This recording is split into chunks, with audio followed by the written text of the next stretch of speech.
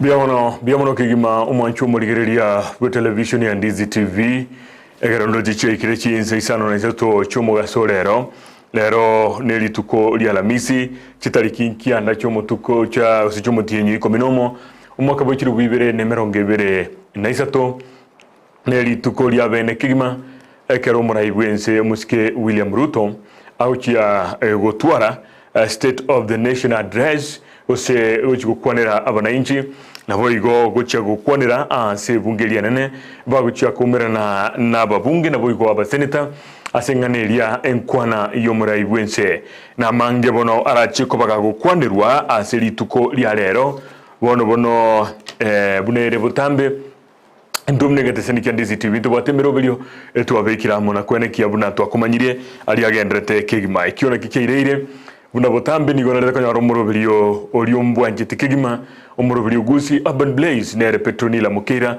na boigona Miss F kolende asili tukulia lero igo twarorire tokoretere omorobilio yo ekigima Enkwana yomurai Bw'Ense kiagara guchakira chinsa isano na isato nenusu chumo gasolero ngochiore komerana nero murai Bw'Ense gukwanira mange ali abiriga gukorekana ase serikali ya Kenya Kwanza onyore serikali ya Kenya Kwanza nigo ya soabisi omwako eta na nigo babete bakuboria bakenya ko bali baga liyo kora inse ya Kenya na n'ibintu binde binge babete bagotebya bakenya ebibura nyariko bakorera gwikaboniga ebintu binge mbirakorekana go se binde byakorekanire korengana nase oberete ase bali bale sense mo Azimio la Umoja wa Kenya osoba mobwo nigo baroche kende ngirakorekana bali bale sense mo ya UDA nigo baroche buna serikali yakorere merobiri menge na nigo ebonete kwegwa chinkaki elio baikiranie ebintu binde binge borobone ikireire emarogo bayabono tonyare ko twara gikare keiga tindinche bueka marogo yabono nigo torega iga na Julius Nyamweya nigaro mworokia part time alise University ya Kisii nigo akuriria mangana iyo bonchoreria kigima gukwanira mangana yo na mangana economy ekigima na kichagerire emarogo yabono toisaransa na bigo tukwanira aria omurai Bw'Ense aho tukwanira naki boirovia batukamange arabeira matuko akino atore biamono soko chabono mwanchu murigereria ko igurerio giri ya kigima oyora chire kigima maiga ase television ya Ndizi TV gukwanira mange igoro ya mangana siasa na ekertwa nyoreri bagatagete gukwanira mangana aria torengete into ebuno mugusii go ikabono toyakwanire mnabono ekero murai Bw'Ense arigetie egoche gutokwanira gukwanira nse ya Kenya chigo ikachinsa isano niseto enejidaika emerongete to korende keronkorigereria iga semitando ya kigima nigonkorana abanyanyimbo gose abanajeshi nigo bagenderete kweroberia kigima aria se bareria Parliament Road ekiagara no manyete no moye gokobo monene kigima aso murai Bw'Ense akorwa ase nyumba yoburai ya State House meyomucho Nairobi nago chaye mase mo guika ase bunge nene ebunge nene gose National Parliament nerebwateri bagalisa ine diranyare kobogoria ababunge abo batari bake komenta na baseneta linde banyara ko kwanirwa eje nige kwa State of the Nation Address eje gukorekana ande akekiro mwaka neyenerera bentangani kegima ande ekiagara elia ekero mwaka oli achete ebintu ne binge byalinge gatia na bono nali babekire agenda cyabo gose policies cyabo kigendrete buya kigima bono chingakieti ni gondogete mwariani kigima gaiga omugeni one Julius Nyamweya ende tukwanire amange kigima korengana na ari tukagirete omurai Bw'Ense arachikobaga kukwanire mukoroba yabono Julius yes kwali karibu sana Ndizi TV biamono yes asoko ngari baga elio toko niramagana State of the Nation uno murai Bw'Ense aho nyakwanira okay korengana naye mumanyi bwa mangana yobo nchoreria na boigo na mangana economy kwarabeire miyense ya Kenya kuru chingaki serikali ya so ete abisi igo ikabono kurengana n'ibirengero byao mkioro cy'umurai Bw'Ense kenene usekeje usekia mogori kurengana no mugusi yako boria arachi gukwanira lituko lya rero ase ebungenene murai Bw'Ense na takero kwanira amangana yense aftenga kigete toize kumanya kare serikali ya Kenya Kwanza ya so eto mugambi kubera imbanya gukwanira amangana State of the Nation yes abange babere bakubori ngonyoriru ukwanira igoro na kinse gendrata yes na development injiri chitiror na situation chinde bintu biri bya mu migire kidogo lakini rende this is the timing abwenero kwanera manganense because lazima tu alikuwa mwaka yomo after that nera renga ki after the budget ya somiru after that tumaye kumanyanga ngia kwanira bono ise koriero the state of the nation and the na kirokyo no tebinga serikali ya Kenya kwanza ingi ya korire aso mwaka yomo ya berobis okay mono twa beire to complain about the shilingi ya Kenya kwa weekend ya ikiraboni ga eligire tuko kemia ya mone 50 yes lakini ene karato kore ne shilingi nero lazima to kore mangana inflation because eso kore ya semia kebire ya inflation ya 9.66 lakini inflation woni gere 6 something as a layman's language so mwananchi uri mu Gusii olenkagari akerere 9 point something negerere 6 point something nindi erebuya kolengana no mwananchi ekere gete 6 korerwete 9 which is 6 iyo koro kingense eto esiringi yani ensembiere ndombire bobe lakini ekere weekend ekere gonya komenda kuchigoro iyo koro kinga bindombire buya bono ekere yaskire range iyo 2 point something iyo koro kinga bindombire to atenly ekere eseito ya twara maana ese kori Kenya kwanza ekere yasoete enteketangani the cost of living ntu ategemenda mono subsidies jiricha ko be kwarende asa maguta no na se bitu binde binge mafuta ntu wate subsidy amanga no bosi wate subsidy which is a common good kero monta utumeka toisa koligeri ekarto wate subsidy bosi bwaka guri 230 kg lakini boniga ekere subsidy tayo inde show kwa rari supermarket obosi boniga bwikira around 170 150 kubwati ne company ngoja ku move to ntoli bobe bon okontente kura kuburia bosogo togo chira seseme yo ya economy rende go se cost of living yigo chiko kwanira no murai Bw'Ense rero ande hake nesinge ncho ya bono twa ikire gento gikurukunga linga kieligesa na kiagarire obosi bwa Bw'Ense osinemiro bili serikali yabegete kiagaro sukurigire bono abokoranga obosi eno ebwairanire na subsidy nchiyo na singe ncho ligesa eliya kuru mutinyo gatano gatatu na abandi bali bala gusimekeria kabere basimigire jibando chikire yange igatwa ande yake ligesa likwera ka mutinyo gatatu kane na kiuro chego chikogenda kuti mutwa bosi na nemwe gutire kuchigoro kagima tutabege subsidy yes oise kuri ya serikali ya Kenya kwanza ya invest mona samangana endagera ekero tu akagurira obwoyo kwaringa 7500 lakini serikali ya make mikakati ya bekire mikakati obosi obwoyo wiga ya reduce to 3500 ewe mine dinga nko invest tole as a production we are bono nko ira ni tole ligo liya production inze egera tonyora masara maya oje kuri ase miaka yara ntu atware drought ya to chanda sa kya gazi ngia to chanda eyo mine to bantu bange mbachete kolema lakini nyasaye bona amasabaito abeta imbura yachire abantu babere ni courage basimekire bituma bachire mugondo baremire bono bwate production lakini tigankobori umete nonye serikali ya Kenya kwanza kekotebanga ya keiri cost of production tindo chigo seneketi igentege tangani okay yo bwo kuruchiri bwisano na ibere na chimi ya isano oborete chiri bwibere na 500 ine nkereye mo totratebe kwa keiri rende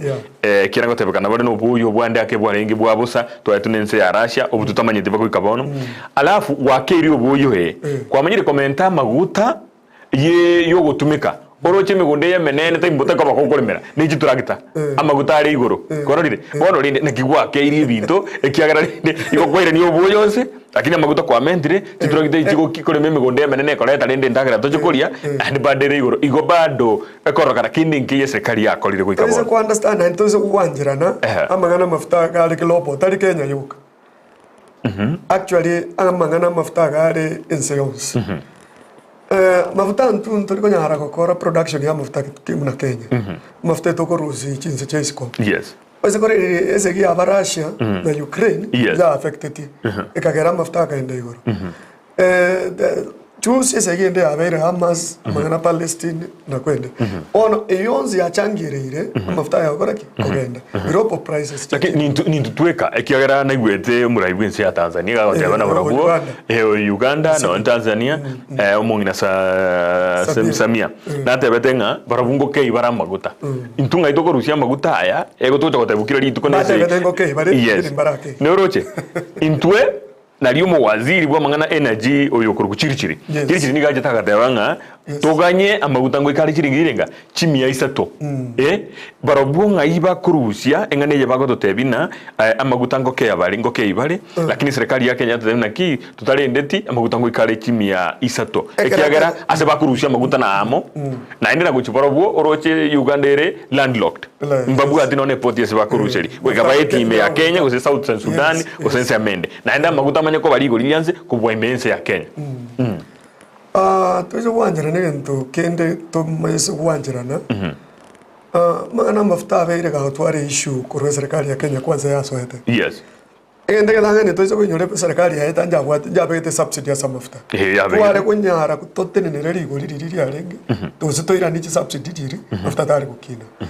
Ekero omo minister chiri yata betenga mafuta mentare ko ikajimia na ruete sababu adabana ni gisegi ya Israel na Gaza na Ukraine lakini gisegi jiri bodi rigocha jiri go affect Uganda na Tanzania kirocho ekiaranzene ya motore lakini mafuta ya sago na Uganda kisen Kenya kuru ekiara bono tuno wange tango bono aigange utumande kutwara maguta ali chibesa nsake kubwaga ekiara bono ga 217 na enda matuko magatoro jira ntaliki 10 chigwe ga ntaliki 14 egeombekerikia gekoligeria Ipra ane ngomenta kere jiwe sajinde igoro inkagete na no waziri igaje to prepare mapema atokosho nina ki no nya maguta ikire chisiri chimi ibire na 15 na ibire kigwe gachitari kiji 14 ngokini tole wakati mi ibire ne 50 ine issue serikali wenere koligeria are kemana because mafuta na rokerege obviously I expect today when the president go to address that's my one again take tangani we are prepared no into kero monta sare to kanya kwa magana mafuta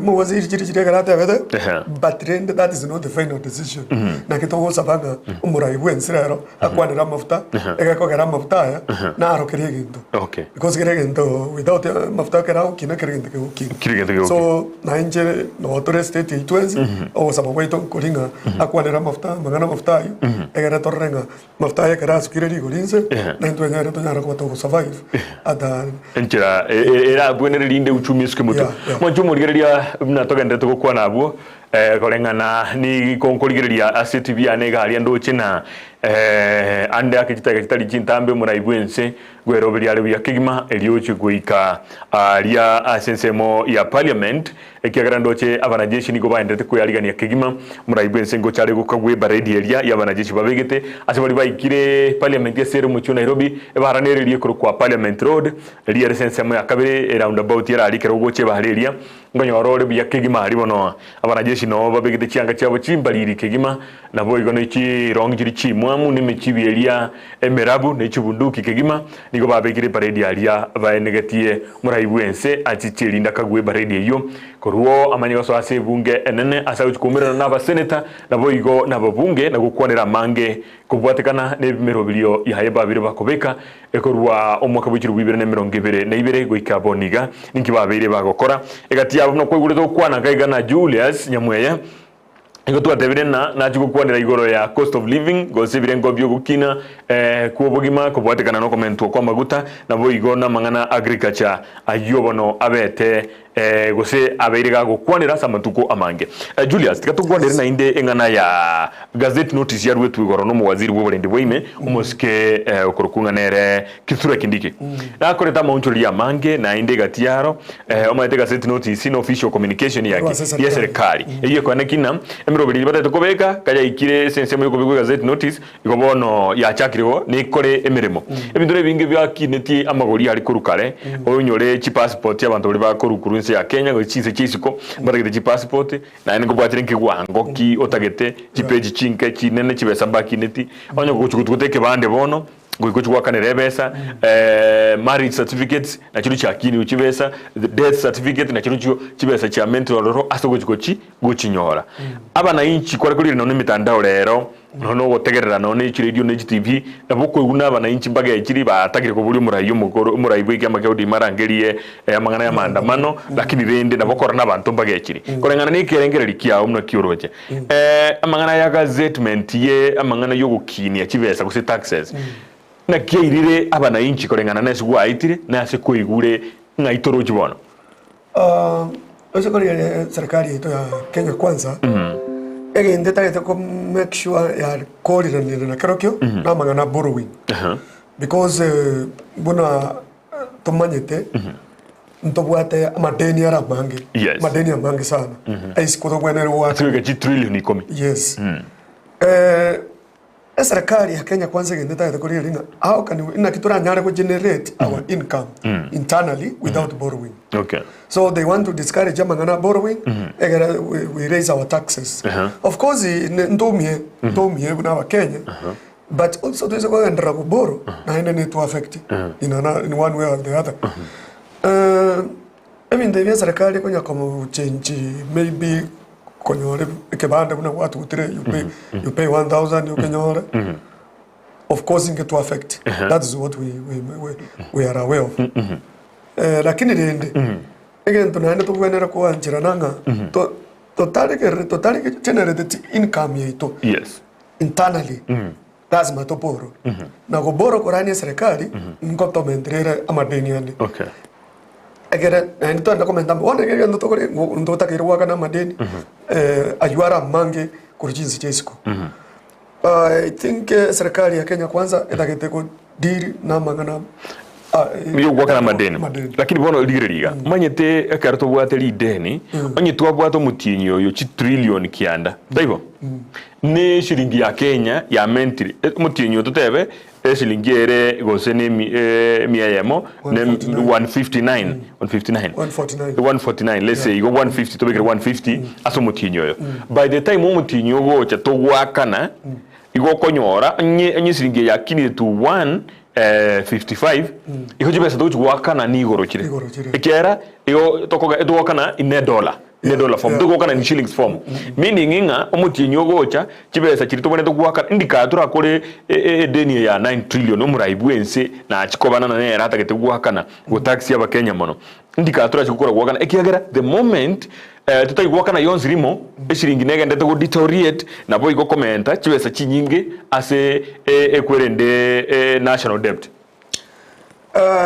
tuko ndio dra kana deni rimo to kore na bana no bwate maybe no bwate loan somewhere loan yeto ko nyaga na rimo obviously no andra to kana loan ye ne eshiringi andra to depreciate obviously ngonya ko pay yo rimo abako nyara cha mentri so what we need to understand chiloni chigatwa bwate ntoko nyara chaka na matokori that is the truth we lazima to andra waka na morangora na andra lazima tuanjira nenga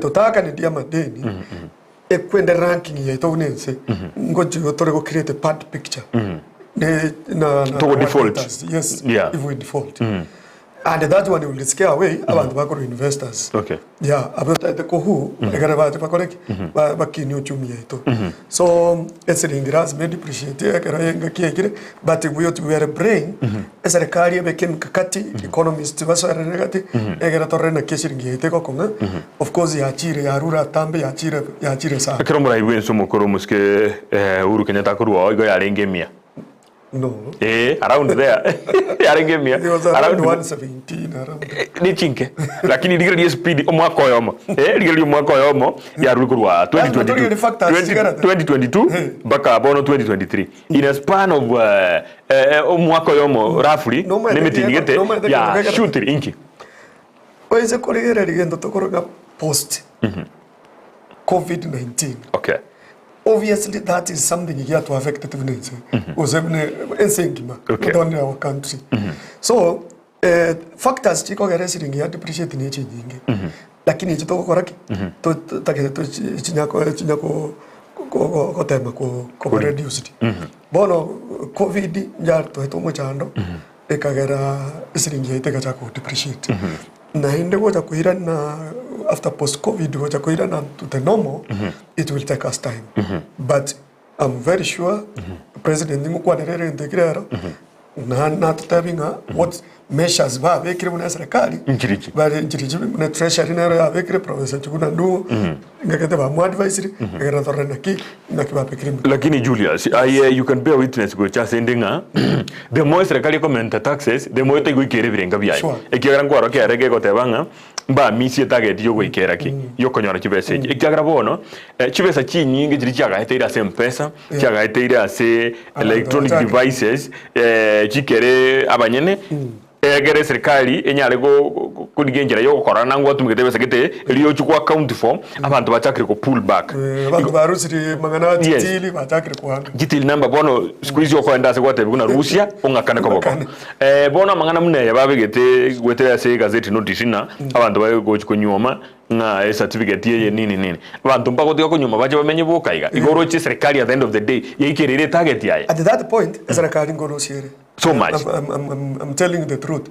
Because ekero tax ya Kenya mono kubeka usena as fuel taxes chiende igoro. Abantu ngotika bali gotumeka chigari. Batumeke matatu. Batinga gotumeke gari ya personal. Obviously serikali ngoro siere in terms of its collection. Abantu bono ngoro bare mafuta chire. There's no need to collect. Batumeke gari ya personal. Obviously taliboli hoka mbia mano aboso kwa kile se point yije gari igoro na roche mungona ngite nalo ure very vocal ku coage somewhere very vocal Nelson coage gadno mo maide ure very vocal ase mitandao igoro na iko tebanga Eldoret yoka ekero goli parking lot gari nchijo korokia uchumi tuliko gina bwango ase nginjo yake ya chigari kiria kobeka maguta boni kana bongo bogori nyange yana goro nyomba minyoke kuru ase menyeze nyora na ikire Ndizi TV oso kwa ikira ase getega iye korokinga uchumi ya chagire koraki ya tenire asire teliko kina kira the more maguta kogorwa the more activities chinyingi chikokorekana na chibeza chinyingi go so ase serikali iye korokinga ntuliko korabya na one serikali ya Kenya kwanza kiendeze gotebana babigire mikakati. Yes, a president and the winner correct tangani no corrigatory advisors why and among an economy he should actually put them to task egere bamote vingangi kere because he cannot make decisions kera rangiri yone kwende kera bale ba ko make such decisions very factors chinyinge bono he needs to have abantu bako muteke mahene omutebi nangi kendra economy ngodiretiere target yabo bako nyimiti so he should actually go outside bari gereri baba kore survey bamanyenga what is out ngikendre deskoga asana rugwa kwa na igoro mna advisors wumurai Bw'Ense oyo mo no mumaitu ku David Ndi is a very great economist nkwaro nyaye nkata no muntu bumetanda sana karo kuri ali x muntu na maboli na mkuu na kioroje ko mwako goja uchumi ne chikobengia na kiairane deti eye igerarai ICU economy yense ya Kenya bono hope kia wananchi babu atekera na numura Bw'Ense ka hocha gukwana bono maragoba inki ara togeria abantu ekira gwikira boniga nambali ba mwagite chikura na bakorera ngoro jono na babunge bakuru wa Kenya kwanza na baru bachakire korera na gi umurai ebintu bya tosambire bya beire bobe yes that is the truth bono abantu buna David Ndi they should not cry na ndo tokolera inki because na fubako mu advise because na wale ze committee ya cholete advisors for president they should up their game bagaenda bate president what is should be done yes okay because they have been given that task bamanyenga ingi kibwenero wakoru mangana economy bali gereri you see let us not tigatoto de batika ko complain because kibaki there is this saying bagonya batawanga near the dilapidated economy. No, Kibaki kera so that target. Nandi ayo no yari ngembe mono ko bwa bono ko bweye banyode. Go back to the boardroom by karanse bali ngi bwenere wakoro. If it is firing some ministers bali watari ko kora they are work. Like some of the ministers bare mtandao no kwa na woka but their actions cannot. Kwa na kora changes obvious which is very true. Lakini oroje no wanyo kora changes chiria nchi alenge nchi wa matunda. Ekigara muntu asukie andasukina bakeyo ngango muntu re no tepo wake asugetie no Moses Kuria na sign yoko bataving if you don't that is satisfied you am not that is satisfied nimere bobale gokora ono no go batahinga if you not up your game next time go change. Okay, Okay, turigere no gwate bagabuna no nyano Enkwana eri bakora gosegasi eri bakora omuraye ubotoria sukia nga tirakora anything so far. Rigere economic effect gose no perception effect. Mate karo gwakora changes na babantu babende go feel na chi changes yakora abantu baje gokora origere Moses kuri asabe kwa public service koruzi gwali salingi. Is there any effect? No. Yeah? You see, Ekare president, I'm very sure Ekare Okora appointment to ministers. Yes. It was doing as we appreciate abantu bari mu campaign ready. Okay. Akeba koliya abantu ba colleagues. Let us be very sincere on that. Yes. So given this 1 year, he should be able now to get technocrats. Yeah. Okay. Biamoro kegima producer andolere simieria timetiga sondo ntomere semester ganda raligeri gaiga keratole galia sesemo ya Facebook Esbon Momanyi igagataba tuned in from Nairobi CBD please omoralia oyo nagenderete gokwana atebe ndi atamire ngayanda go Esbon agoteba ni gabage chiri wamekasirika ni serikali ya Kenya kwanza kegima Esbon na bagoteba boigo Gusii Global omoralia surely kuna vitu rais afai kufanya hata kama serikali imeanguka. Sasa unapandishaje bei ya death certificate surely? How can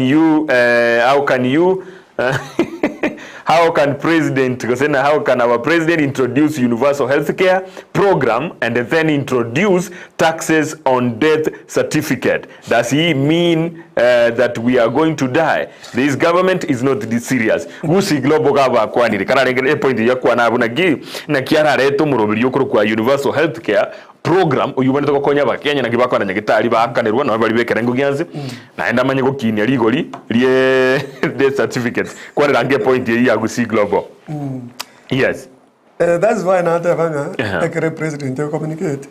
Actually karawa karanza na karawale nature minister chai before they make such decisions. Yes. They must see the impact chigo chotwara. Yes. You see karawana what have you montonga ochiko mwaka ni 1000 for your death certificate ora abantu bali kuopa sana abantu mukoira abantu moja abantu monda ko batinde batinde ko abantu batinde yoka such things ngoga chivya Kenya na inde viko garabanta bange now to avoid taxes goje serikali biamono kigima global biamono ye brother boirire Enkwana lyo mugani oyo ito we are expecting nothing from the president this afternoon. Uliona jana mheshimiwa Kindiki alipandisha bei ya passport, good conduct, marriage certificate and hata ID. Mambo ya mbolea hakuna mwenye alipata na kama walipata ni wachache. Stima imepanda, sukari, taxes imekuwa kawaida. I'm ashamed being a Kenyan. Oyo ni gakoro kwa Gusii Global yabagote bana eretante anjira ndikoba kabisa aigo amo Kenya. Mancho murigele karanga ndete kwa na iga ni maete producer yane gate kwa rigele idia nsema ya kabiri bagenimba gendete go chabu kigima omongina bo murai Bw'Ense oyo koro kwa Rachel Ruto no murai Bw'Ense baikira bondo chekigima timanyeti ngaikwira chibicha producer tango kwa mbeke irabo kiagera ndo chino murai Bw'Ense onyarre goikaria ange hika getarie getambe asege kagetarie getambe nabo okonyoranga twaikire gukwanira gusumura Bw'Ense ochirere ekero baendete gwa kuchibichabo na koenekia na ki ekonyarekana nabo korra mwe producer nga yo konyora link yo naki lindo manyo okora igo tigango na indenge ndre kolira liga igana ragotaba na Ocharo William watching in from Kisii. Ocharo William biamono na arorire message ya kwali kagaiga sauti ya Gusii inche Vincent Nyaubi korwa Nyakobaria obogima nobo kongu lakini itakuwa sawa tu juu si hapa Kenya tu nensingi mana weme chandere igo uyakurugu sauti ya Gusii biamono kegima so tulikira gabo Victor Omondo igagote listening from Nairobi West tuko pamoja hadi tamati nabo igo Victor Omondo ero ina ndoro rero batabana na otramo kegima machumurigeli yonyo kobwate libolio gosengana ya o tulikira SMS nera abobono SMS number nera abo tulikire elinde bono tonya kurigereria kegima nabo igo tukwanire enganeria go expectations chao inkioroche kelioroche morai Bw'Ense arachikobaga gukwanira biya kegima nari gaiga namba ya ye RT51 gali kana na jina tebe biya kegima narigeganera goteba hai nigisiora kutoka Nyamagoma. Please naomba kuwajulisha waheshimiwa wangu ambaye ni MCA wa Bugusero Ward, mwambie watu wake wa Nyamondo wamefunikwa na maji, so please mwambie kama anaweza wasaidia, watashukuru sana, but mwambie tano tena biamano kegima ngane yengo nyobwateli ndiko jinse ndole na ki ominete anyona mokuwa koro Florida. Salimia abalimu, salimia mwalimu ngati na yagata salimia mwalimu. My view to the president is promise after promise.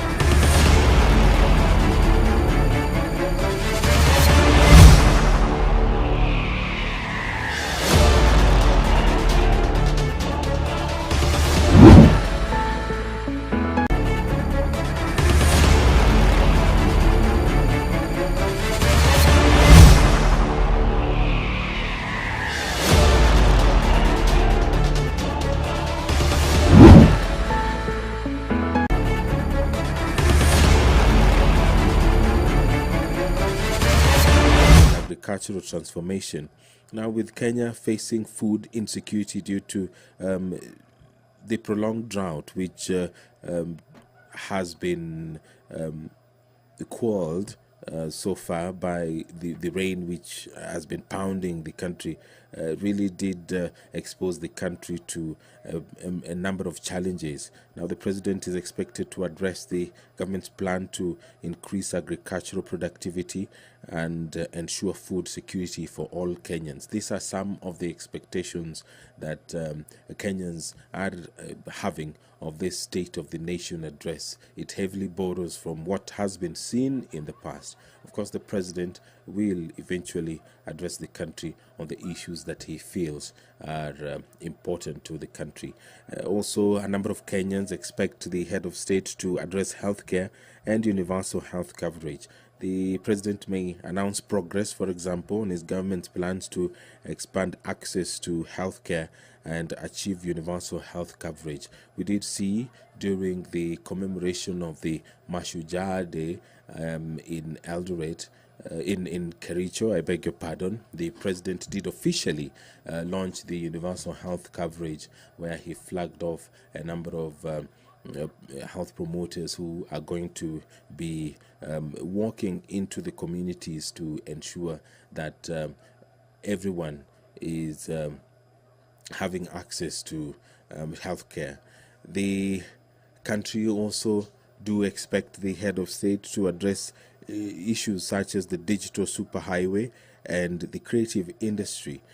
He may highlight his administration's efforts to promote the growth of the digital economy and the creative industries.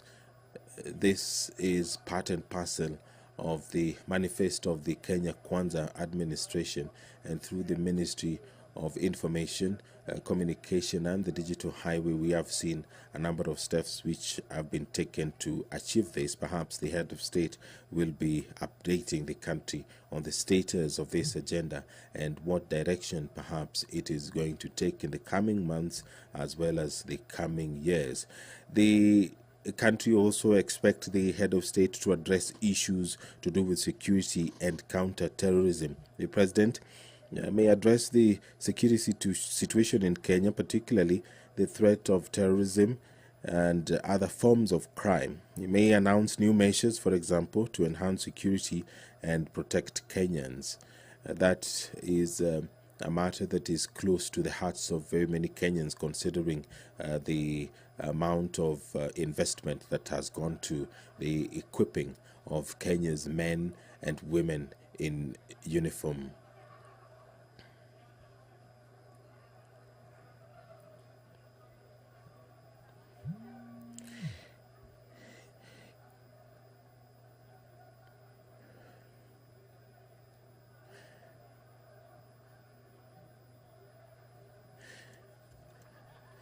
If you're just joining us, this is a special broadcast of the parliamentary business. This afternoon, the head of state will be issuing the State of the Nation address, and Kenyans have been giving their views, speaking to a number of issues that they want addressed by the president when he finally takes to the podium to speak to the nation in the National Assembly chambers. And Kenyans are also hoping that the president will address national unity and cohesion, that he's likely to call for national unity and cohesion, and urging Kenyans to work together to build a stronger and more prosperous nation. We have seen in the past the opportunity is used to address issues to do with national unity and cohesion, and perhaps this will also provide another platform for President William Ruto to update the country on the steps being taken by the government to ensure national unity and cohesion. It is also worth noting that already there is a plan which is underway, spearheaded by the parliament, that political parties and all stakeholders come together in the form of a national dialogue which has been going on at the Bomas of Kenya. Of course, Parliament is at the center of this process. The 10-member dialogue team has for the last several months been deliberating on a number of topics and agenda comprising of outstanding constitutional matters, electoral justice and related matters, as well as entrenching funds into the constitution, establishment and entrenchment of state offices, and fidelity to political parties and coalitions, and the law on multi-party democracy, and the elephant in the room being the cost of living. If you're just joining us, these are live pictures from the National Assembly chambers, where a joint sitting of Parliament is about to begin. On your screen there, to your right, that is the Honorable Member for Jomvu constituency, Honorable Badi Twalib. We can also see the county woman member of the National Assembly for Bomet is also in the chamber. Honorable Mushangi is also in the chamber as well. They are waiting for the head of state to make his way into the National Assembly chambers to allow for this process to continue. It is a historic sitting. Kenyans do really see such kind of sittings perhaps twice every year. Now, during his last address to Parliament, the President asked this House to consider a mechanism in the standing orders to facilitate cabinet secretaries to articulate government agenda, explain policy and answer questions on the floor of the House to enhance executive accountability to the people of Kenya through their elected representatives. This is an agenda that has been achieved, and the members of cabinet, the cabinet secretaries, have been coming both to the National Assembly and the Senate, and they've been able to answer questions which have been asked by Kenyans through their representatives in both houses. The president also did commit during his last address to this House to restore the place of Parliament in Kenya's democracy by respecting the autonomy and oversight authority of Parliament on the executive.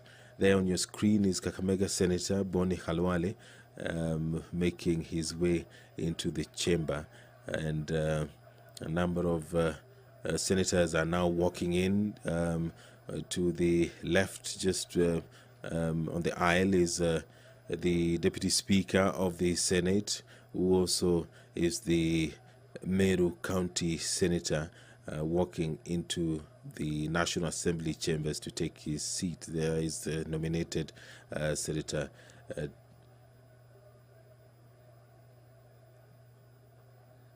This special sitting of Parliament was communicated both by the Speaker of the Senate and the Speaker of the National Assembly, and the President is expected to address it any moment now.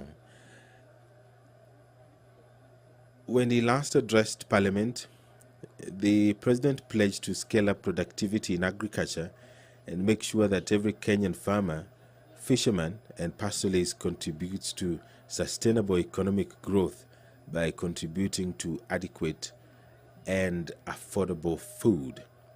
He also did pledge to allocate 50 billion shillings every year to the Hustlers Fund, from which micro, small and medium enterprises would access affordable credit to start and expand their businesses. The President said that there was tremendous opportunity for Parliament to fully take up its role in resolving the systemic issues that limit access to affordable homes and affordable financing. He did call Parliament to be at the center of ensuring that Kenyans have access to affordable homes. And perhaps that is another topic that the head of state might revisit, so that he updates the country on what has been done so far to ensure that Kenyans have access to affordable living. We have seen the launching of affordable housing projects. Today, the President was in Ruiru to inspect such a project, and he has on many occasions talked about the need for Kenyans to afford decent living. And Kenyans are already contributing to that every month. There are some deductions that are going towards the affordable housing. The President, when he last addressed Parliament on 29th of September, did speak about electricity, that the government shall facilitate the development of innovative and effective modalities to provide better off-grid systems, including enabling consumers to form small cooperatives for that purpose. We may perhaps revisit this and update the country on what has been done so far. And it is not just about infrastructural development. The President will update the country on what is being done to ensure that Kenyans uphold our national values. Those are some of the things that the head of state is expected to address in his speech this afternoon to this joint sitting of Parliament. In his previous address, he did speak about health, where he said that Kenya is bound by duty to take measures to make universal health coverage a reality and liberate Kenyans and their families from the threat harrowing poverty that stalks them every time a family member falls seriously ill. In the plan, then, he said that through the support of Parliament and through the support of all Kenyans, the government will restructure the primary healthcare system so that it puts more resources into promotive, preventive, and early diagnosis of diseases. That is one of the agendas of the Kenya Kwanza administration, and we did see a number of steps being taken both by the executive as well as Parliament to ensure that this is achieved, the universal health coverage is achieved in the country. When he also addressed Parliament last time, he did talk about the realization of the National health insurance fund, whose restructuring is not only necessary for efficiency but also enables it become a fit-for-purpose social insurance scheme that caters for all, including chronic diseases.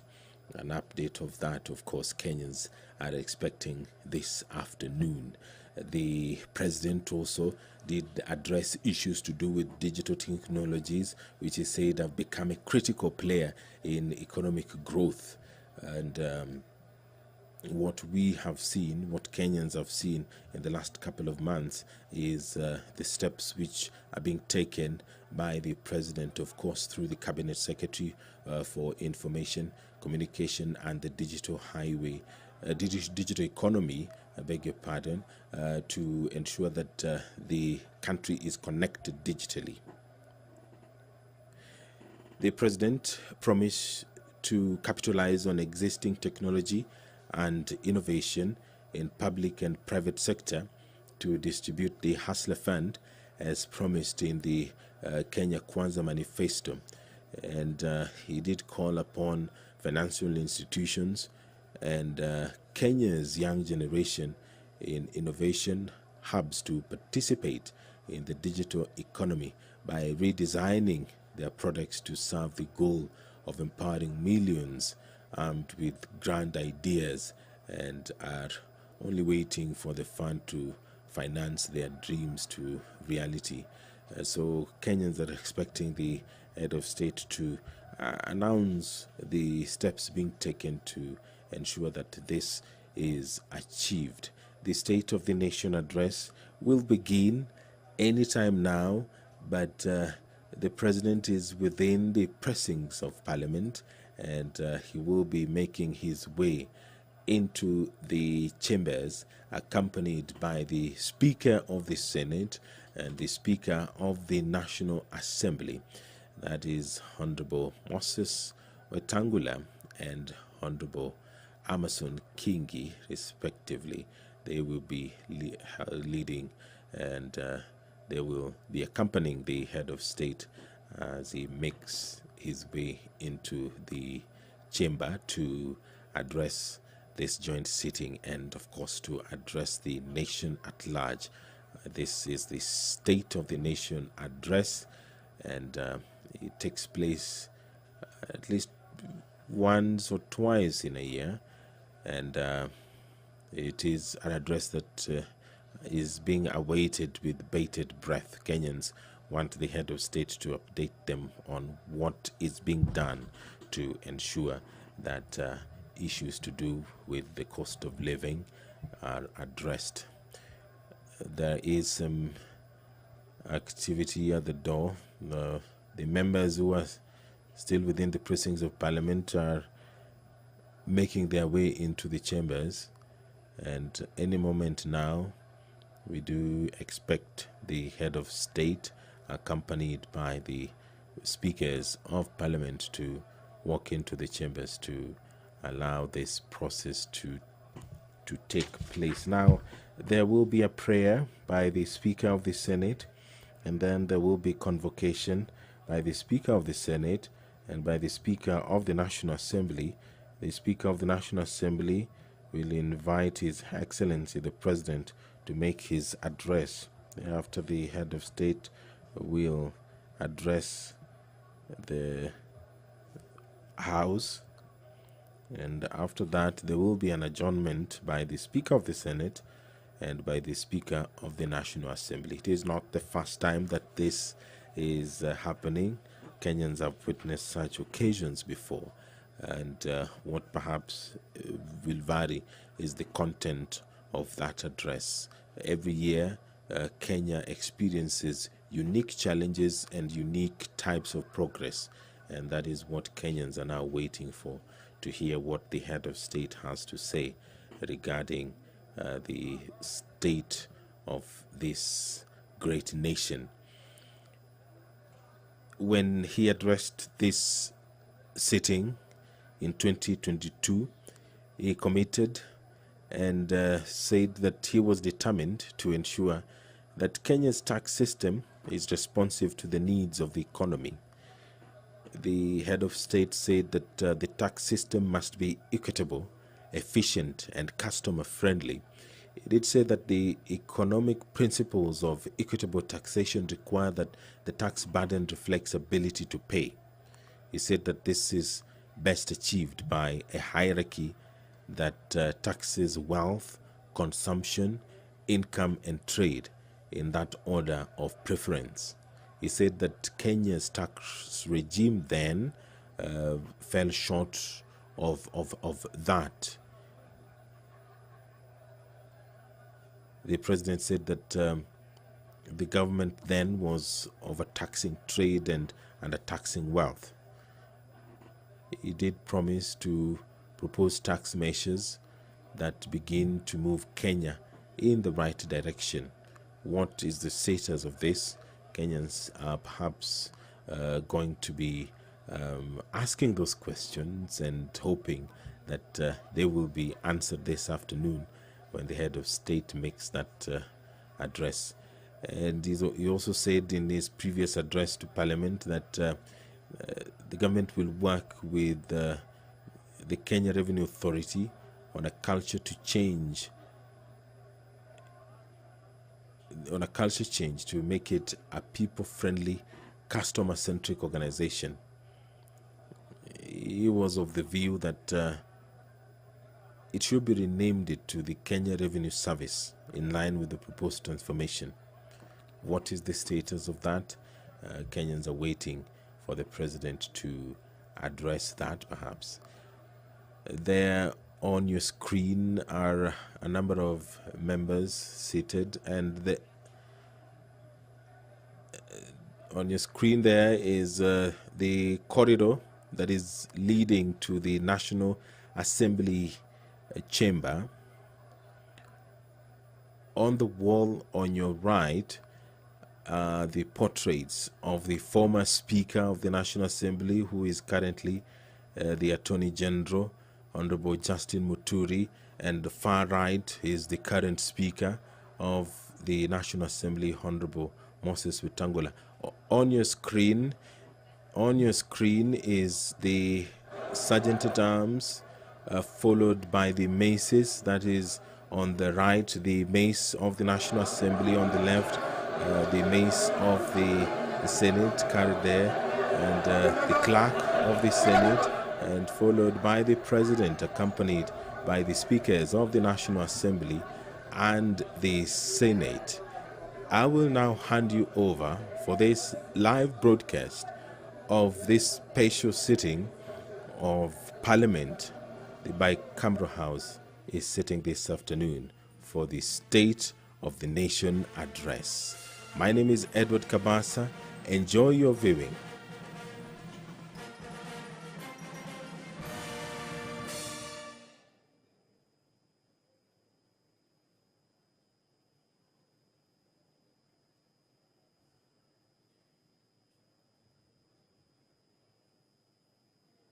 Hiyo imekuwa ni bendi na Rais William Ruto.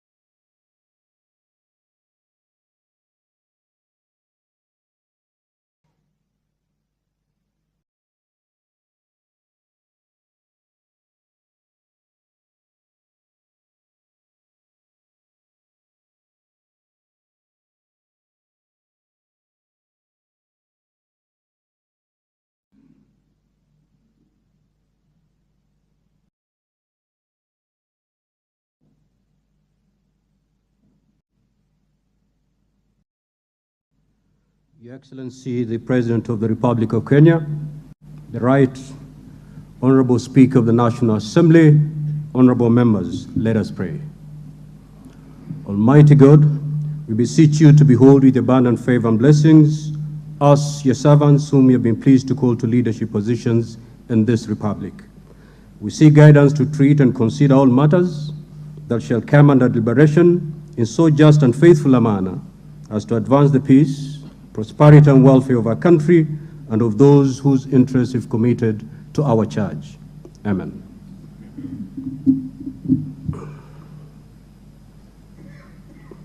You may be seated.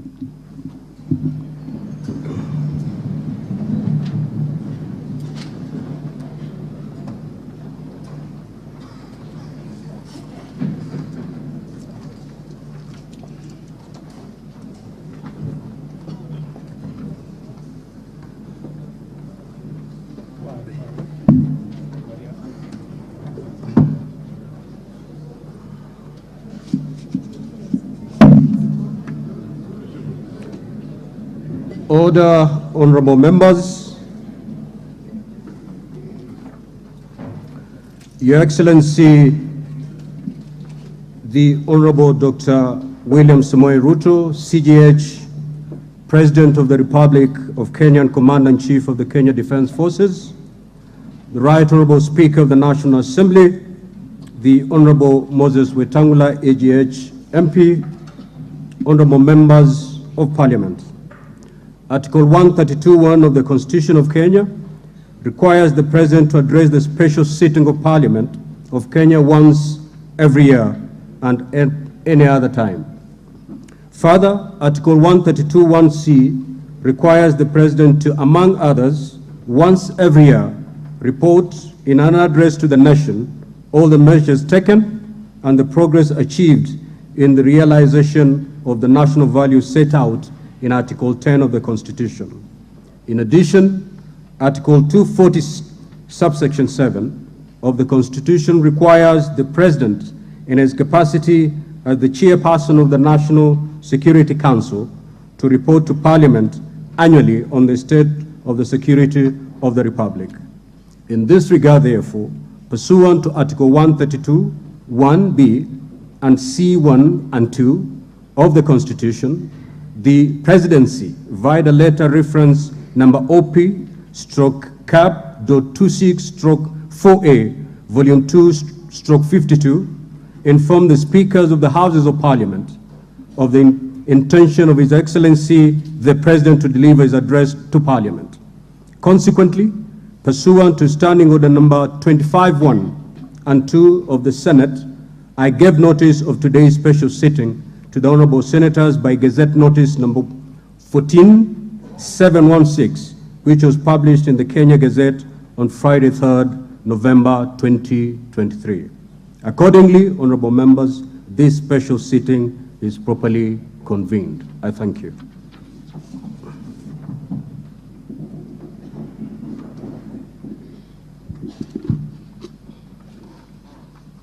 Your Excellency, Honorable Dr. William Samoei Ruto, CGH, President of the Republic of Kenya and Commander-in-Chief of the Kenya Defense Forces.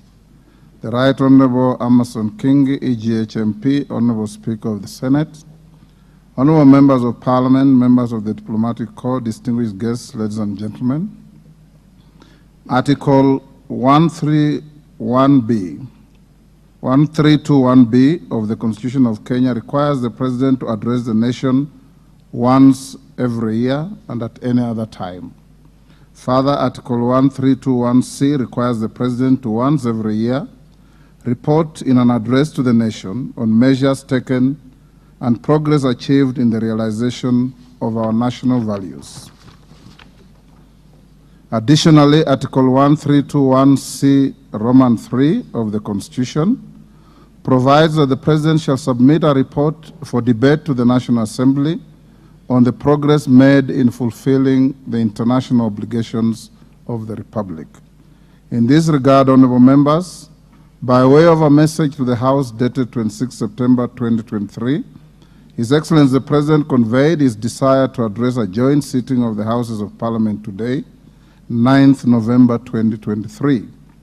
Therefore, pursuant to the provisions of Standing Order 22 of the National Assembly Standing Orders, and by Gazette Notice number 14715, which was published in the Kenya Gazette on 3rd November 2023, I gave notice of this special sitting of Parliament to the members of the National Assembly.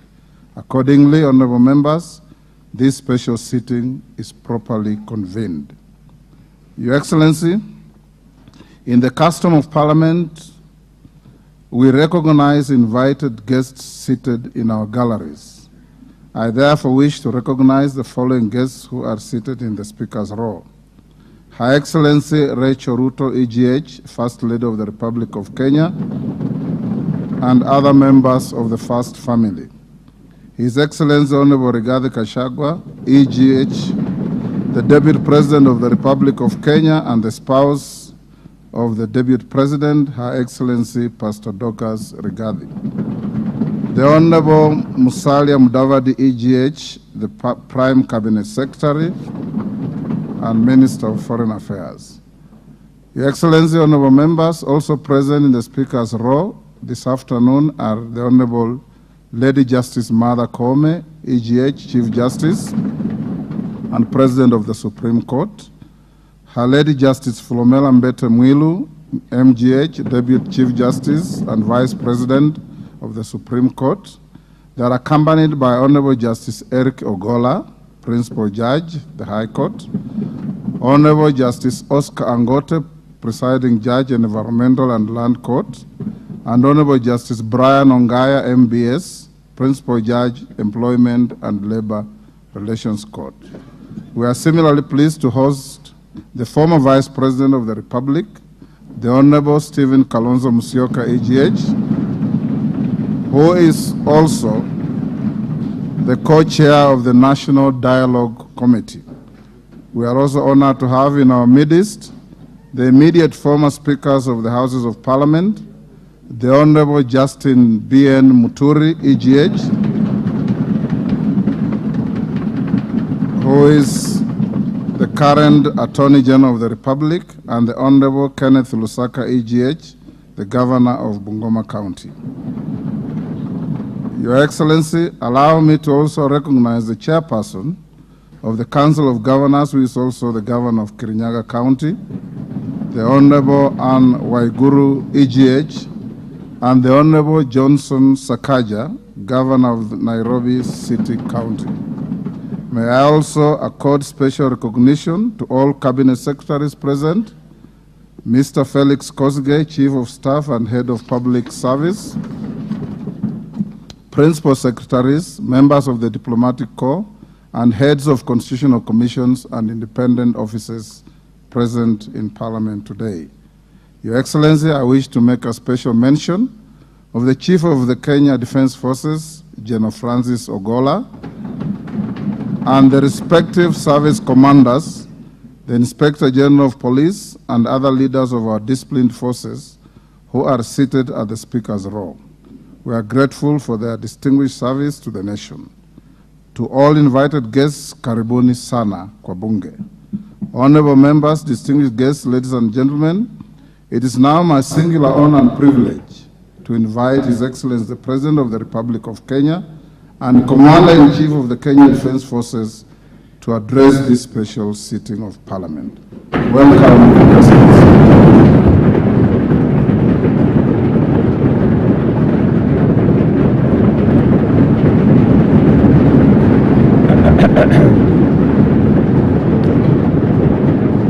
Thank you very much.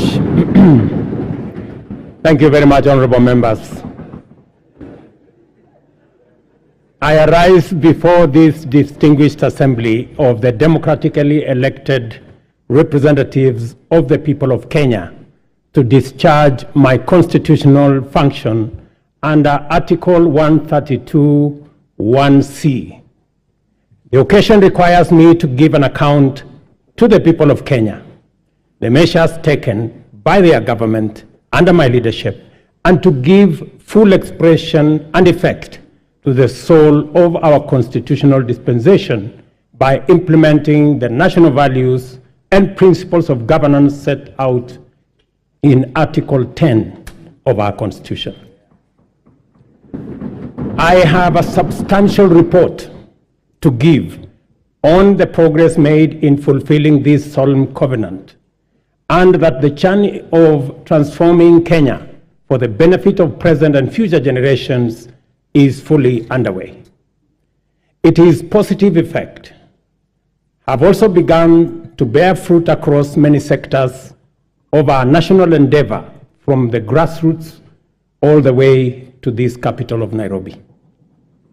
On the 13th September 2022, last year, when I took office, I undertook to ensure the urgent transformation of our economy and to stop and reverse the negative trends of runaway unemployment, yawning inequality, and widespread poverty, which have denied Kenyans their dignity and extinguished their dreams.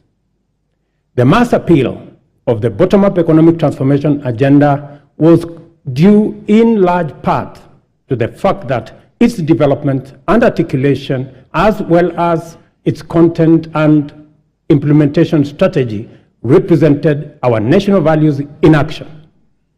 It was inclusive, democratic, committed to social justice and the protection of the marginalized. Our commitment to bring the national values and principles of governance to life in order to significantly enhance the well-being of every individual and promote the unity, stability, security, and development of our country began long before the last election and will endure well beyond our term. It has been my manifest intention to live up to all the commitments set out in the plan, and despite enormous challenges and tremendous difficulties, we have made encouraging progress in a positive direction. This has not only vindicated our philosophy of inclusive transformation in pursuit of shared prosperity, but it has also increased our confidence that we are on the right path and shall, in due course, deliver the transformation of our nation in full. It is important for us to point out that we began the implementation of our mandate to transform Kenya's economy from the bottom up under extreme difficult circumstances, not to excuse failure or to justify inability or omission to do the necessary work. Not at all. Rather, we do it to emphasize the significance of our progress, underscore the possibility of transformation under daunting conditions, and express well-founded confidence that when sufficient progress is made, we shall do much more and go much further in delivering the Kenya we want for our generations and also for posterity. In our plan, we identified three primary challenges: external shocks, fiscal distress, and structural imbalance that heavily strained our economy, causing nationwide difficulty. The COVID-19 pandemic, coupled with global supply chain disruptions and geopolitical conflicts, significantly raised inflation and interest rates, adversely affecting our economy, while low agricultural investment and a prolonged drought led to food shortages and made Kenya a net importer of food in a volatile international market. It was under conditions of such extreme difficulty that the people of Kenya entrusted us with the responsibility of simultaneously generating effective solutions to immediate problems, providing a credible pathway to stability in the medium term, and undertaking long-term structural transformation of our economy, but in a manner which paid attention to the needs and aspirations of Kenyans, especially those at the bottom of the pyramid. The transformation of our economy is not only desirable and important, it is also necessary and urgent. and the people of Kenya have made this clear at every opportunity. Our duty as leaders is to listen keenly and comply with the people's wishes. Kenyans want to proceed in a new direction and demand a new conversation that puts ordinary Kenyans, the mama mboga security, well-being, interests, and aspirations at the front and center of all policy and governance discourse. Citizen freedoms and fundamental rights lie at the heart of enterprise and democracy. Accordingly, our governance system must be fit for purpose, able to protect people and their belongings, safeguard freedom, facilitate democracy, and promote market efficiency. To do this, law enforcement must be robust, judicial integrity, efficiency and independence, absolute, and the right to the protection of law non-negotiable and impartial. Our police service and other actors in the justice, law, and order chain, including the judiciary, must therefore be professional, independent, impartial, effective, and inspired by national values and principles of governance. In keeping with our promise to the people of Kenya, I signed important instruments on my first day on duty.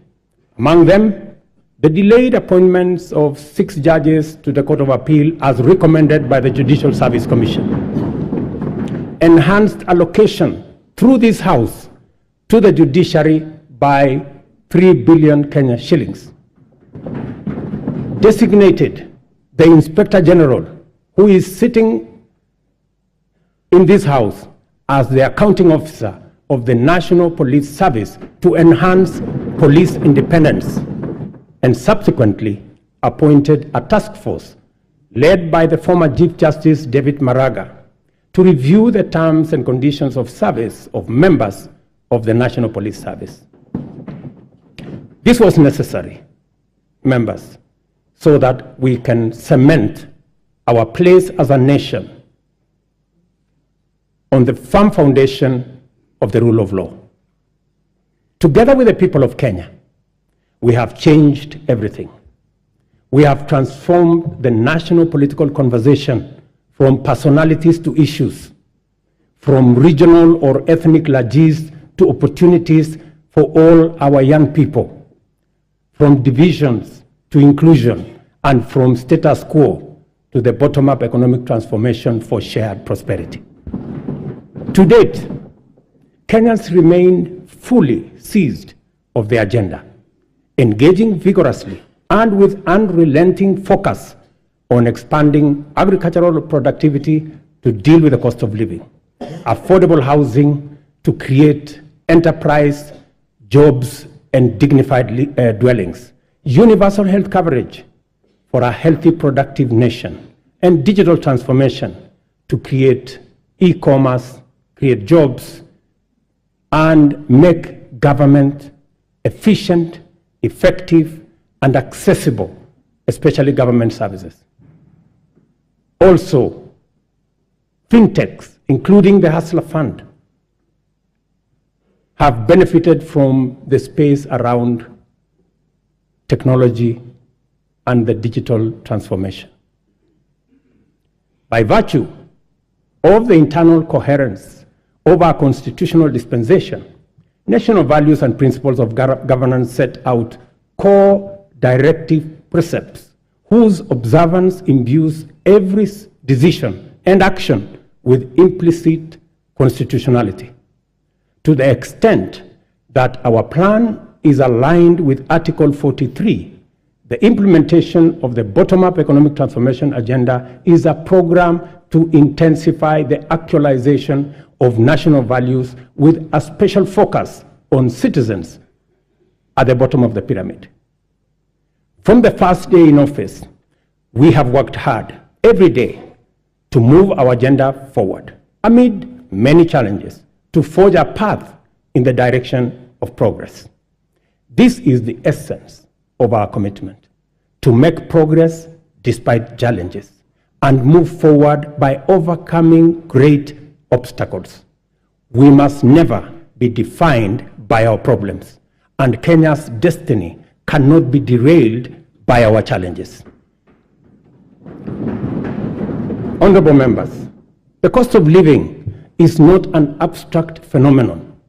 It is a reality experienced by households, which can be addressed through practical action and effective measures. One of the most salient interventions in addressing the high cost of living is the strategy to support agricultural production throughout the sector, ranging from food and cash crops as well as livestock value chains. I am committed to put the shame of hunger behind us once and for all. We rolled out a countrywide farmer registration and fertilizer subsidy program that has made available 5.5 million bags to farmers across Kenya. We have progressively reduced the cost of fertilizer from 6,500 to 2,500, increased maize acreage under production by an extra 200,000 acres this year, and enhanced maize production by an additional 18 million bags this year. As a result of these interventions, today, a 2-kilogram packet of maize flour is selling at a low of 145 and a high of 175, depending on the brand you buy, down from 250 shillings a few months ago. The famous gorogoro of maize is selling at between 60 and 75. Honorable members, you know how much it costed a few months ago. We have also established 22 new fish landing sites in 9 counties in Nyanza and the Coast region. We have funded and organized beach management units into cooperatives, set up 2 hatcheries in Kabonyo in Kisumu County and in Shimoni in Kwale County. And we are in the process of completing Liwatoni fish processing plant in Mombasa by end of next month, and Shimoni Fish Port by the end of next year. Again, to bring our blue economy resources into the realm of food production. To achieve efficiency, transparency, and accuracy in fertilizer distribution, we enrolled farmers on a digital register with accurate details of the location and acreage of their agricultural land holdings. This database enabled us to implement an e-voucher system through which farmers receive their fertilizer consignments for planting and top dressing of maize, tea, coffee, rice, potatoes, cotton, edible oils, sugarcane across the country. Our farmers are the best people to speak about the success of the fertilizer program. Yesterday, I spoke to several farmers in different parts of the country. Ms. Alice Nato, a single mother in a place called Milo in Bungoma, told me that the 2,500 fertilizer had doubled the yield in her farm from 52 bags of maize last year to 120 bags of maize this year. Another farmer, Mr. Albert Muni from Embu, appreciated the impact of fertilizer subsidy had in his farm and asked me to work out a way that the fertilizer can be delivered closer to the farmers rather than at the National Cereals and Produce Board depot. I assured him that I will work with the governor of Embu and with all governors to actualize his proposal for him and for other farmers who believe the same. But it was Mr. Samuel Chacha of Kuria who graphically painted the picture of transformation the fertilizer subsidy has done in his farm with a phrase that struck my mind. He simply told me, Mr. President, shamba yangu ina meta.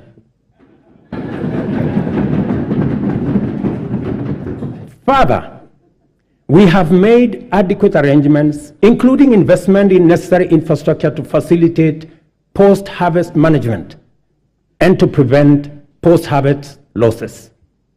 17 certified warehouses jointly managed by the National Cereals and Produce Board and the private sector owners with a combined capacity of 365 metric tons or 4,090 kilogram bags have been prepared in the maize growing areas. The National Cereals and Produce Board shall provide a subsidy maize drying service to farmers at a fixed cost, as was announced by the Minister, of Kenya shillings 70 per bag, which is a significant improvement from the previous rate of Kenya shillings 350 per bag. Yesterday again, the first consignment of the 100 mobile dryers this House facilitated my administration to buy for use by our farmers. I announced to you yesterday the first consignment of the dryers docked in the country. Additionally, we are enhancing dairy productivity for better farmer returns. The government, working with milk processors, and I had a long conversation with them in Nakuru, we are mapping the country to ensure coolers are supplied where they are needed. Soon, farmers will be paid based on milk quality, boosting incomes, and they can also enjoy global market access. Our reforms in the coffee sector are bearing fruit, with our farmers set to earn 4 times advance pay for their crop from a low of 20 to now Kenya shillings 80, following the allocation of Kenya shillings 4 billion from the Coffee Cherry Fund that was ably facilitated by this House. Coffee reforms regulations will give farmers the necessary representation and weight at the national coffee auction. It is my intention to make sure that the auction operates with farmers at the center of it. These measures are expected to aid ongoing efforts, including expanding production to new counties and double coffee output in the next 4 years. The government of Kenya is currently restructuring public sugar mills, expediting the leasing of 5 companies for rehabilitation and expansion to boost industry competitiveness before the Commercial Sugar Safeguards expire. The objective includes creating a competitive sector, raising farmer incomes, and enhancing productivity. This House agreed with my cabinet that we waive Kenya shillings 117 billion non-performing debt for government-owned sugar factories, for which I am grateful to this House. This House also approved 1.7 billion shillings that will go into paying farmer arrears and other complications that arose out of the challenges our sugar sector was facing. I want to promise this House that in the next couple of weeks, we shall be dispersing that money so that farmers in the sugar growing area can go home for Christmas with their money. As earlier indicated, our public borrowing had long crowded out the productive sector from the financial markets, raising the cost of credit and slowing down trade and commerce. As I told Kenyans on my first day in office, times were difficult and many people are struggling, and necessary and effective sustainable solutions were urgently needed. We must admit, honorable members, that as a country, we had been living large and way beyond our means. The time has come, therefore, to retire the false comforts and illusionary benefits of wasteful expenditure and counterproductive subsidies on consumption, by which we dug ourselves deeper into the hole of avoidable debt. The new direction may not be easy, but it is ethical, responsible,